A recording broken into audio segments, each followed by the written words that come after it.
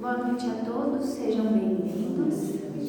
Estamos aqui mais uma terça-feira, nem frio nem calor, né, gente? Vamos lá, vamos fechar os olhos, iniciar a noite de hoje com as nossas preces de agradecimento. Obrigada, Senhor, por permitir nossa presença nessa casa na noite de hoje.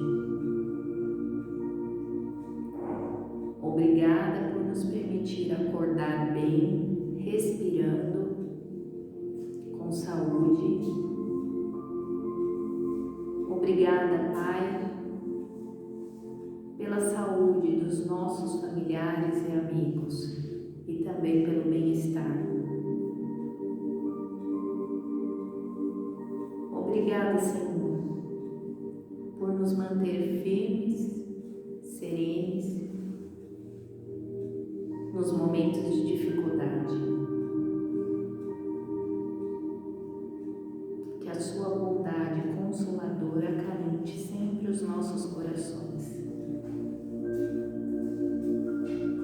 Obrigada por nos manter dispostos a estarmos abertos em receber o conhecimento, para que aos poucos possamos colocar em prática nas lições do dia a dia. Auxilia-nos, Senhor, com calma, tranquilidade e serenidade para tomar as melhores decisões para a nossa evolução pessoal.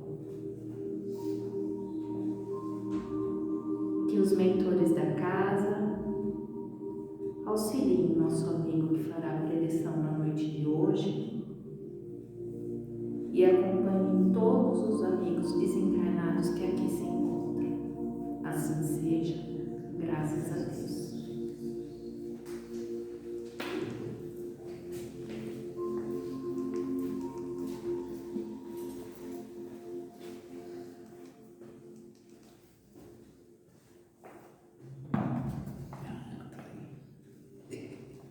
Boa noite, gente. Boa noite. Bom, hoje, tema bom para a gente pensar, está no capítulo 13 do Evangelho segundo o Espiritismo. O título desse capítulo é o seguinte: que a vossa mão esquerda não saiba o que dá a vossa mão direita. Eu acho que todo mundo já deve ter ouvido nessa passagem do Evangelho, né?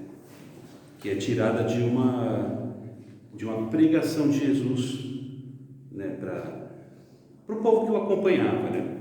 Aquele povo que estava sempre presente nas preleções que Jesus apresentava nas suas andanças pela Judéia.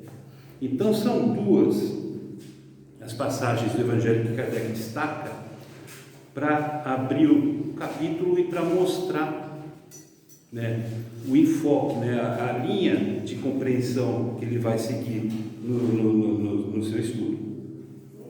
Na primeira, que é tirada justamente do livro de Mateus, capítulo 6, versículos 1 a 4, diz o seguinte: Jesus falando para o povo: tomai cuidado de não fazer as vossas boas obras diante dos homens para serem vistas por eles. De outro modo, não recebereis a recompensa de vosso Pai que está no céu. Então, pois, quando derdes a esmola, não faça soar a trombeta diante de vós, como fazem os hipócritas nas sinagogas e nas ruas, para serem honrados pelos homens. Eu vos digo em verdade que receberam sua recompensa. Mas quando derdes esmola, que a vossa mão esquerda não saiba o que dá a vossa mão direita, a fim de que a esmola esteja em segredo. E vosso Pai, que vê o que se passa em segredo, dela vos fará recompensar. Na segunda passagem diz o seguinte, também no livro de Mateus, capítulo 8, versículo 1 e 4. Jesus, tendo descido da montanha, uma grande multidão de povo seguiu. E ao mesmo tempo um leproso veio a ele e o adorou, dizendo-lhe: Senhor, se quiserdes, pode me curar. Jesus, estendendo a mão, tocou-o e lhe disse: Eu quero, estás curado. E no mesmo instante a lepra foi curada.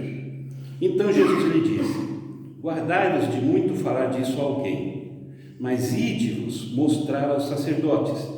e ofereceis o dom prescrito por Moisés, a fim de que isso lhe sirva de testemunho.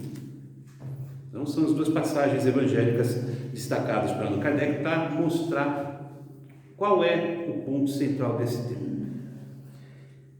E qual que é o núcleo que a gente pode tirar? Qual que é a linha mestre que é desenvolvida nessas duas passagens? Que já fica assim para a gente poder começar a trabalhar. Nos dois casos, Jesus está falando, nos sugerindo como fazer o bem. Forma de fazer o bem, mas com uma forma específica. Ele até, inclusive, ele já dá exemplos contrários para mostrar quão específico é essa forma. Então, aqui a ideia é a seguinte: estamos resumindo, dizendo que fazer o bem é uma conduta que deve ser anônima. Praticar o bem é algo que deve ser feito anonimamente. Faça o bem, faça-o anonimamente. Porque somente de forma anônima é que esse bem será realmente qualificado como bem. E o que é o bem? Fazer o bem. Fazer o bem é o produto de uma vida em caridade. Viver em caridade. Viver em caridade resulta, pelas ações decorrentes dessa vida em caridade, resulta em fazer o bem. Fazer o bem, então, é um produto de uma vida caridosa. Porque a caridade não é ação. A gente já teve a oportunidade de falar muito sobre isso, é um tema recorrente, porque é um tema basilar, uma das coisas mais importantes de toda a doutrina espírita e do próprio cristianismo. A gente entendeu o que é caridade. E caridade não é ação, a gente já cansou. Eu estou careca de falar sobre isso já, praticamente, né? Porque realmente já estou. Não é ação. Caridade é sentimento. Tudo que é feito com sentimento, aí a gente pode falar, representa a prática do bem, porque é feito com o sentimento verdadeiro da caridade. Qual que é sentimento? Benevolência, indulgência e perdão. A gente fala até martelar, até decorar. Benevolência, indulgência e perdão. Então, tudo bem, o bem é isso. Então, fazer o bem é fazer a caridade. Só que ela só funciona se for feita anonimamente. Por quê? Aí que é a grande questão que a gente vai estudar aqui com Kardec. Por que deve ser dessa forma? Porque o bem não é algo que deve trazer benefícios para a nossa personalidade que vivemos enquanto encarnados. Fazer o bem não é algo que deve gerar benefício para o Fábio, que é quem eu estou sendo hoje encarnado nessa experiência.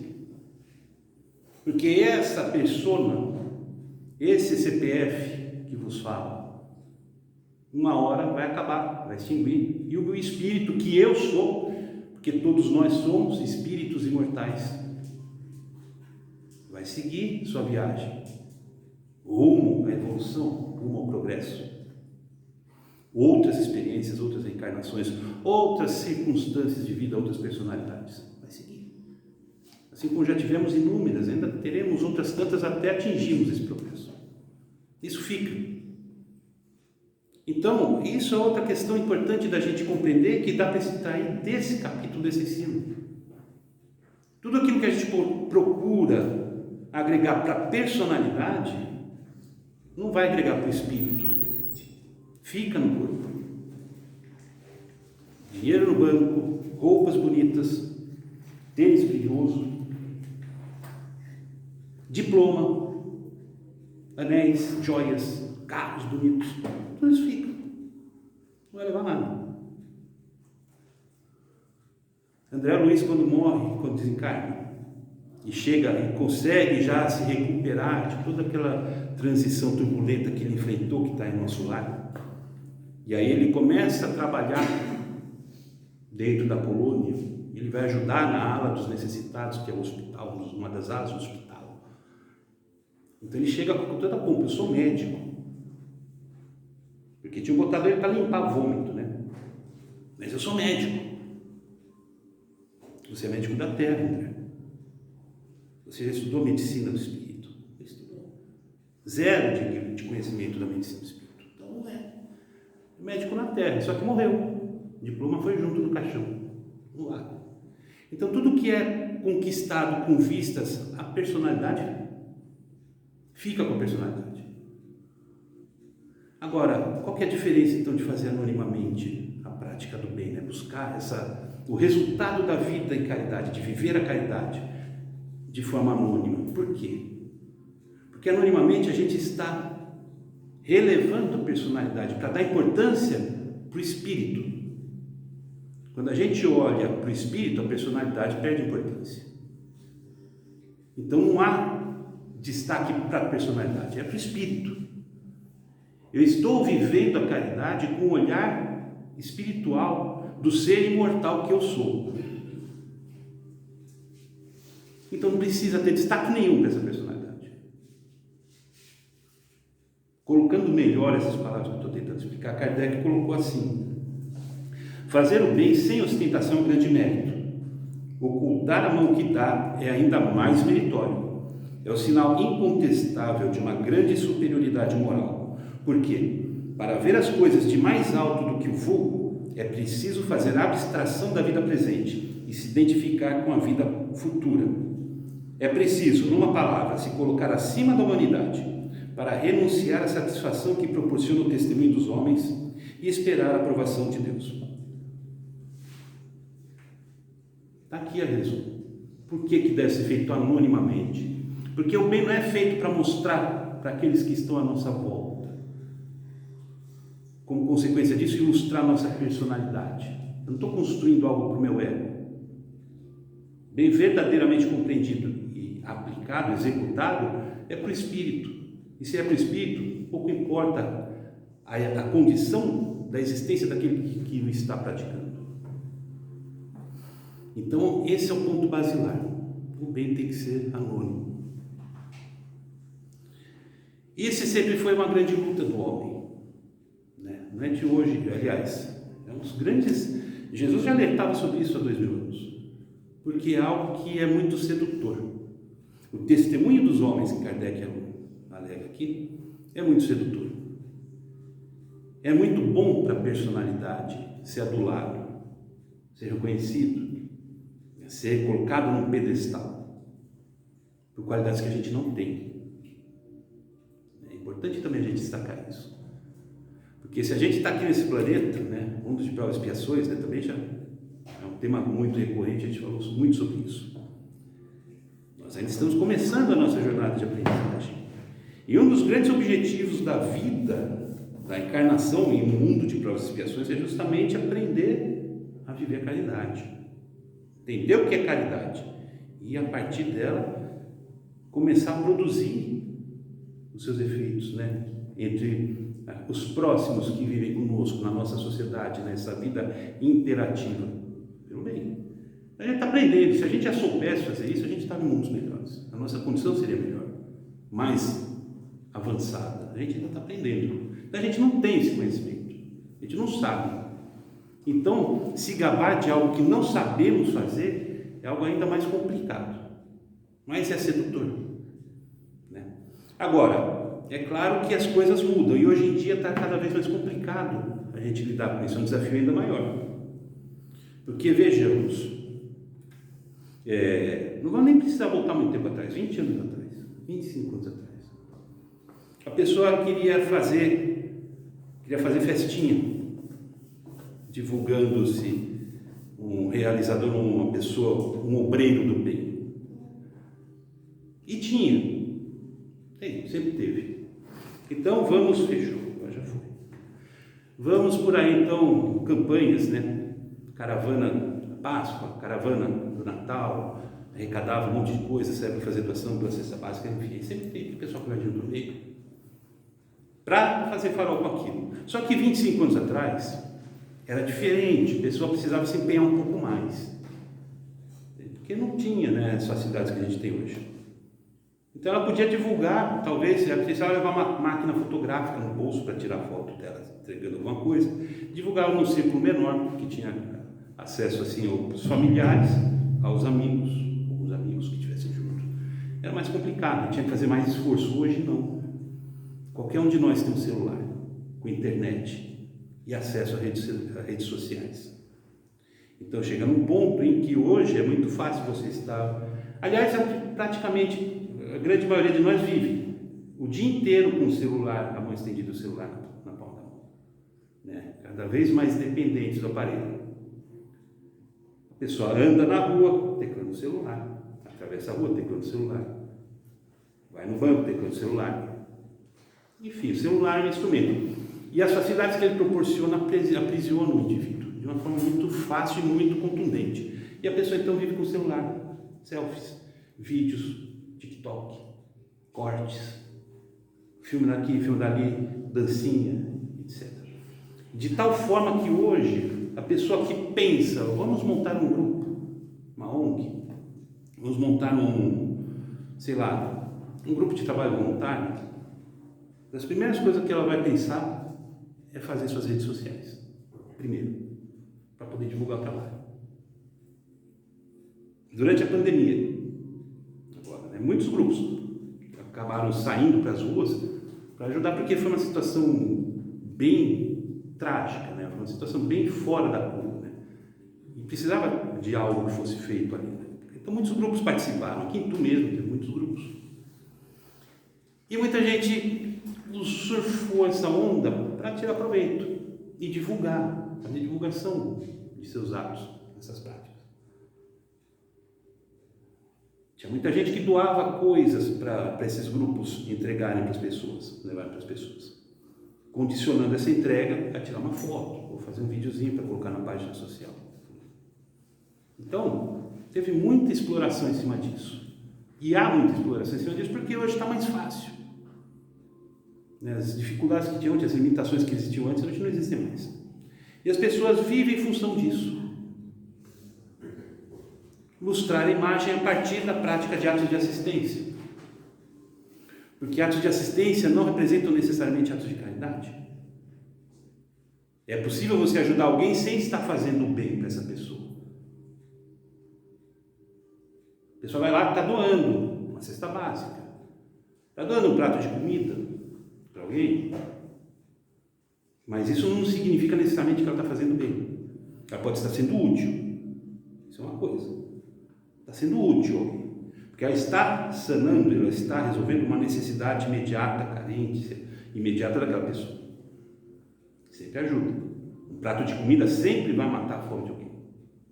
Não importa se você dá ele com a maior boa vontade ou se você o dá com a maior má vontade para fazer a pessoa sair logo da sua porta. Mas vai matar a fome. Agora, qual o resultado que isso vai proporcionar para o espírito? Isso vai depender da forma como é feito. E isso passa necessariamente por realizar o bem de forma anônima, buscar o anonimato sempre.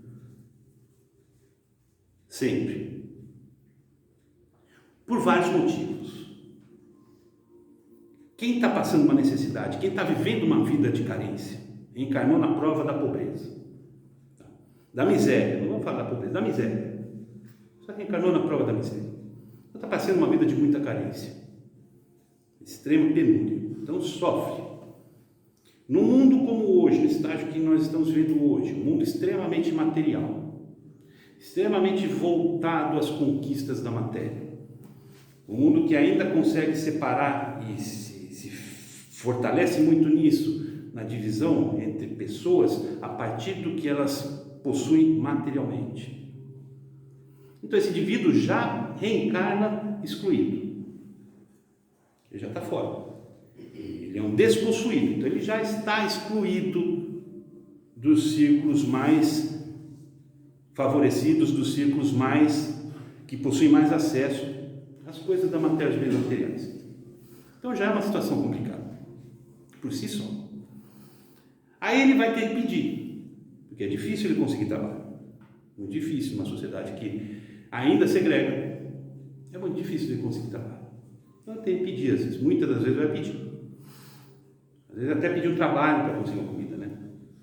A pessoa fala, não, carpe aqui que eu te dou um prato de comida.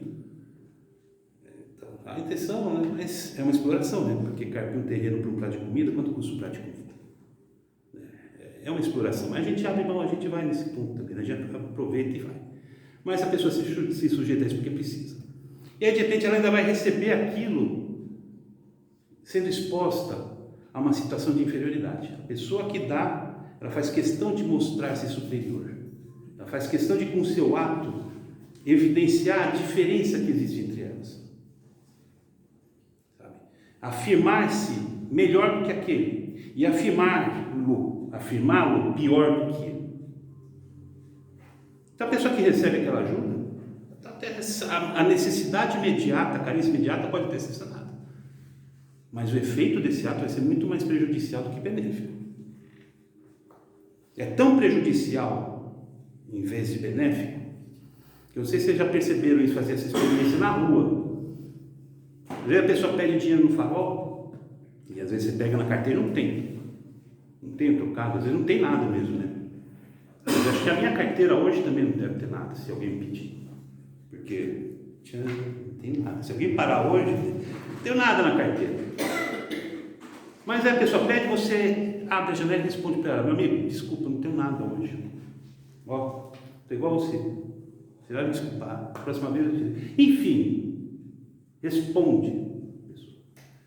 A pessoa vai se sentir mais atendida do que se ela tivesse recebido R$5. R$20 dado pela fresta da janela. Assim, pega, sai. Fecha a janela, pode ser ladrão. É complicado. Então a questão aqui é justamente essa: a forma de realizar o bem importa. Até para a gente estar realmente fazendo o bem. Para a gente poder falar: não, realmente o que eu estou praticando é o bem. Eu estou realmente buscando concretizar esse resultado nas minhas ações. É isso que eu quero. Porque do contrário é ilusão. A pessoa que dá, embutindo nesse doar essa evidência de superioridade, ou a necessidade de exaltar o ego, de ilustrar a sua persona, fazer-se perceber aos quatro cantos que é uma pessoa que dá e que ajuda, que é uma pessoa muito boa, para ele não está conquistando nada. Porque aqui é uma coisa interessante também da gente pensar. Ajudar, assistência, sempre é válido, isso não se questiona, não estamos dizendo a partir disso. Qualquer tipo de assistência é sempre válido. Bom, mas nós estamos aqui com um propósito maior. A gente está reunido aqui, a gente se reúne aqui para estudar a doutrina espírita, para estudar o Evangelho, com um propósito comum. Né? Todos nós estamos aqui para evoluir, querendo aprender para crescer. É o que eu imagino, eu acredito que isso não tenha dúvidas entre nós. A gente quer ser melhor. A gente cansou de ser quem era. A gente quer progredir. Que você começa a imaginar: puxa vida, como será se eu conseguir chegar a tal ponto na minha vida, né? Se eu conseguir, sabe, trazer para dentro do meu ser esse tipo de compreensão, esse tipo de ações, de consequências. Como será? Deve ser bom. E aí a gente começa a pensar em alcançar isso. A gente está com isso, progredir. Então, basicamente, dentro do nosso universo aqui, né, que a gente busca isso a partir do Espiritismo, que é uma forma assim muito objetiva, muito facilitada, muito mastigada de entendermos os princípios do cristianismo, né, os princípios cristãos. Então, a gente tem esse conteúdo e a gente tem o porquê, para que vamos usar esse conteúdo? Para crescer. Então é preciso a gente colocar isso em prática, entender e usar. Só vai funcionar o progresso se a gente aplicar esses princípios que o Espiritismo, que o cristianismo nos apresenta. E nesse contexto aí a gente vai imaginar fazer o bem, né? Ainda a gente está preso, né? Aí a gente começa a pensar sobre isso e a gente vê como a gente ainda está preso a conceitos errados, a ideias equivocadas. Aí você fica pensando assim: não, fazer o bem, vou fazer o bem. É muito comum isso. A pessoa vê, principalmente aqui no Espiritismo, a gente vê muito também, né? Em outros também, aqui a gente vê. A pessoa começa a trabalhar, se envolver no Espiritismo, a estudar os livros, né? Ler Kardec. Eu quero fazer. Agora eu quero fazer também, eu quero fazer. Vou fazer caridade, vou praticar. Eu vou sair por aí, vou fazer o que puder fazer para ajudar os outros. Eu vou ser que nem o Homem-Aranha, um amigo da vizinhança. Eu vou ser útil para todo mundo. Só que aí a ideia é, não, isso aqui não basta mais, um prato de comida não basta, eu quero dar 100 pratos de comida. Porque tem muitos pobres no mundo, tem muitas pessoas sofrendo no mundo. Aí você já começa a maquinar, tem muitas crianças órfãs no mundo, muitas crianças abandonadas. O que eu posso fazer? Eu vou dar um jeito de construir uma super creche para atender 1.000 crianças.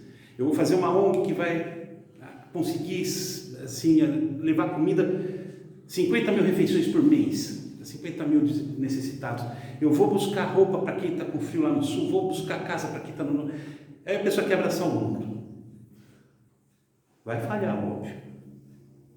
Óbvio. E aí vem a decepção. E aí vem a desilusão. E tudo aquilo lá virou areia, porque não funcionou, porque fez errado. Por quê? Porque o bem, ele não se mede, ele não se materializa em função do efeito. Não se materializa em função do efeito. Então não é pelo tamanho, pela quantidade. Então viraria uma competição, né? Eu doei 100 mil cestas básicas esse mês. Eu doei 150. Eu doei 200 mil. Não. É pela forma que a gente faz. E se a gente entende isso, pela forma que a gente faz, qualquer um de nós está apto a fazer o bem. Primeira consequência. Porque se fosse pelo tamanho, 99% da população está fora. Como é que eu vou doar 100 mil cestas básicas? Não dá. Só porque tem dinheiro. A gente não dá. Mas quando a gente inverte o prisma para a orientação correta, é diferente. É pela forma que a gente faz. E se é pela forma, o resultado não é importante. Eu não consegui dar, eu não tenho nada para dar para essa pessoa. Estava com fome, até em casa, tinha um copo d'água, porque nem eu tenho comida para mim. Eu dividi um copo d'água para ela, mas não interessa. Porque a forma como esse copo d'água foi dado, é isso que vai contar. Para ela e para mim. Por isso que nesse capítulo, que é muito extenso, é bom da gente ler e estudar, porque tem muita coisa, muito material. Um dos tópicos estudados por Allan Kardec é a parábola, a passagem do óbolo da viúva. Vocês devem conhecer a história. O óbolo da viúva. Estava Jesus com os apóstolos lá no templo de Jerusalém, numa data religiosa, onde uma das práticas era de ofertar doações no templo. E de repente aparece lá a viúva com 2 centavos. 2 centavos na caixa, e um dos apóstolos pergunta, né? 2 centavos? O que vai fazer com isso? O que vai fazer com isso? Jesus fala, olha, ela deu do que tinha. A compaixão dela era tamanha, a benevolência era tanta, caridade, a benevolência do Jesus perdão, né? A benevolência era tanta, a compaixão de sentir, de se identificar com a necessidade, com a dor do próximo era tanta, que ela deu o que tinha. Agora, ela era pobre. Ela tinha 2 centavos. Então não é a quantidade, mas é o gesto, o sentimento que empolga o gesto. Ela deu. Eu não quis saber se ela ia ficar sem os 2 centavos. Ela deu. Ela pelou o bolso e deu. Vai ajudar alguém 2 centavos? Não vai. Materialmente falando, não vai. Mas em termos de emoção, de sentimento, aquilo faz toda a diferença. E assim é. Aí a gente inverte. Porque tem muita desculpa da pessoa falar assim, eu queria ajudar, mas eu não tenho condições. Eu não tenho dinheiro nem para mim. E hoje em dia está bravo a coisa mesmo. A gente está vivendo momentos conturbados aí, economicamente falando.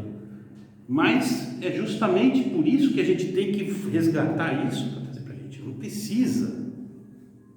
Tem que ser com sentimento. E isso é anônimo. Você não vai trombetear, você não vai fazer propaganda aos 4 tempos. Eu fiz, eu faço, eu dou e faço e ninguém pode comigo. Não. Porque isso daí é incompatível. Quem busca esse tipo de enfoque está buscando crescer a partir da personalidade. Ou seja, a partir daquilo que é transitório, que é temporário, que é passageiro, que é superficial. que vai acabar ali. Pode acabar hoje à noite, a gente não sabe que hora vai acabar. Pode acabar agora. E aí? Vai ficar o que disso? Nada. Nada.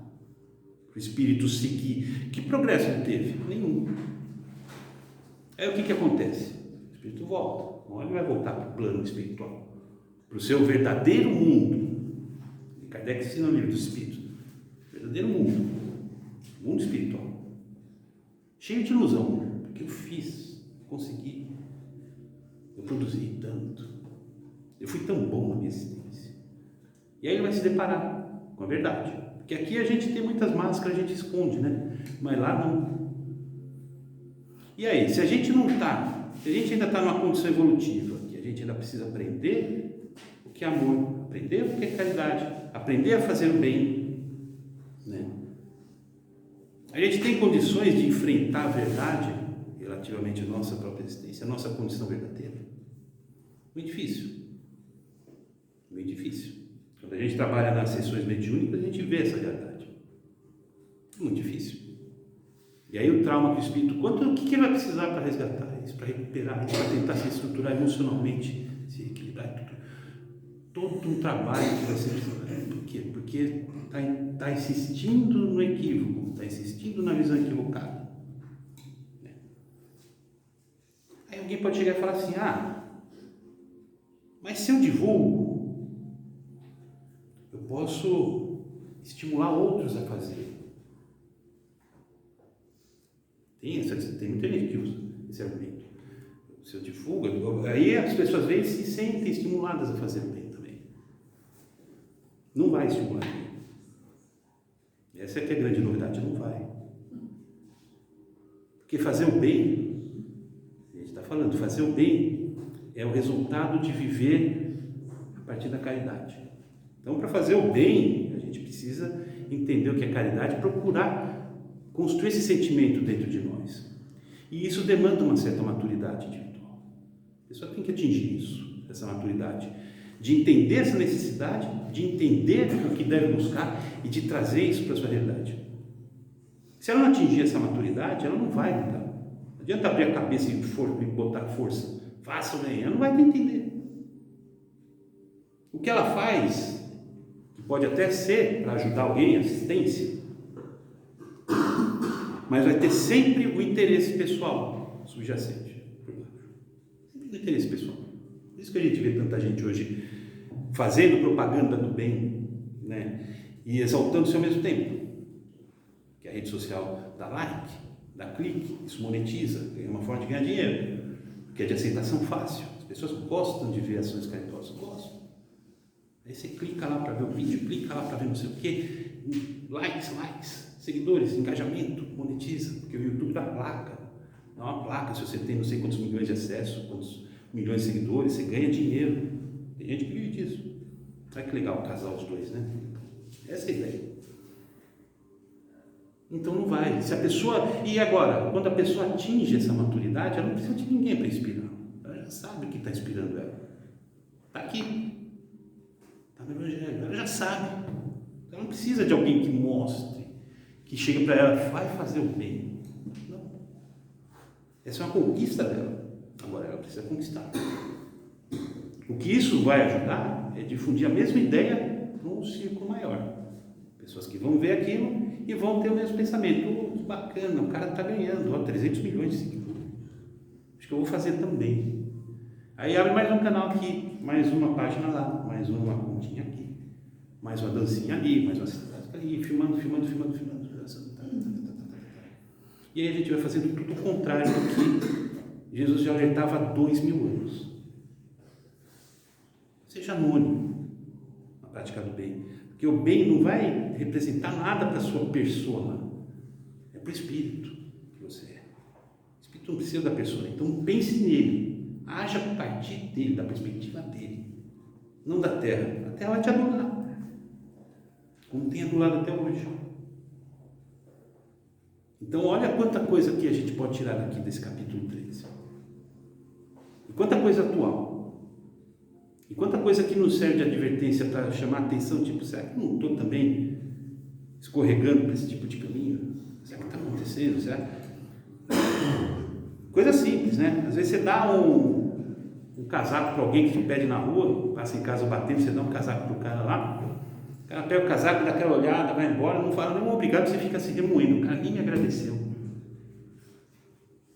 A exigência de que o outro agradeça, o que é senão querer que alguém ilustre o nosso ego, né? Jesus pedia agradecimento de alguém? Não.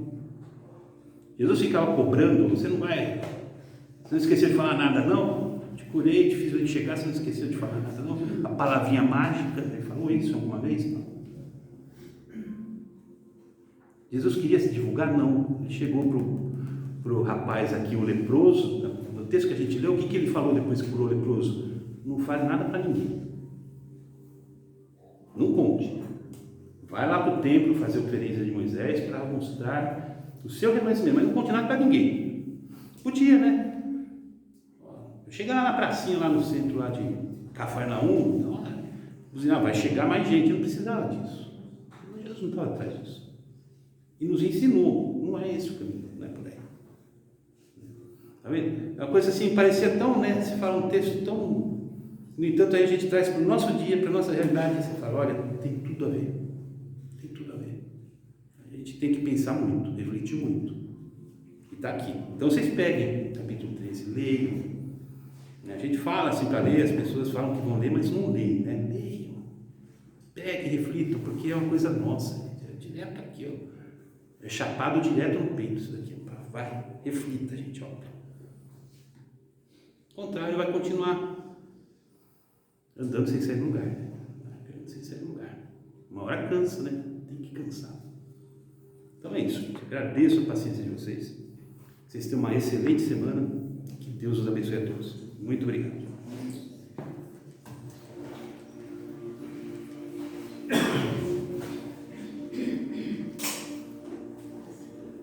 Então agora a gente vai levando o nosso pensamento com muita gratidão, com muita alegria no coração. Alegria por ter tido a oportunidade de estarmos aqui hoje, depois de um dia produtivo, ter mais essa oportunidade de nos reunirmos entre pessoas queridas, entre entes amigos, com o mesmo objetivo de estudar o Evangelho, de estudar o Espiritismo, para trazer elementos para o nosso crescimento, para a nossa evolução.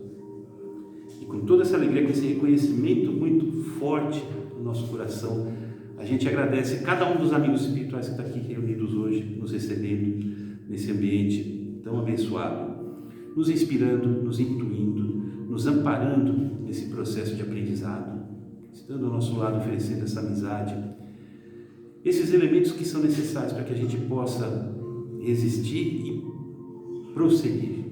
A todos esses amigos, nossos mentores, os mentores desse estudo, os mentores dessa casa, nosso muito obrigado.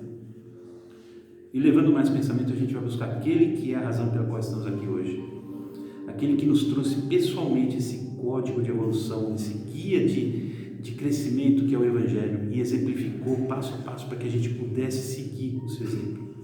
E que permanece diuturnamente no nosso horizonte como um farol, nos iluminando, mostrando o caminho, nos infundindo fé, nos infundindo força, serenidade, coragem para prosseguir, superar as dificuldades, superar os tropeços do mundo e prosseguir na jornada. Ao nosso Mestre Jesus Cristo, o nosso profundo agradecimento, o nosso muito obrigado por todo o amor, por toda a paciência, por toda a misericórdia com que nos envolve. E a Ti, Mestre, rogamos que Suas bênçãos envolvam cada coração aqui presente hoje.